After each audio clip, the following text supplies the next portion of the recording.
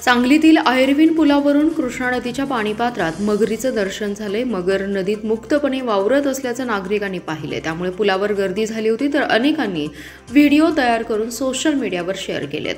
कृष्णा नदी पात्रात मगरीचं दर्शन होत असतं। गेल्या महिन्यात नदी काठावर मगरीचं दर्शन झालं होतं।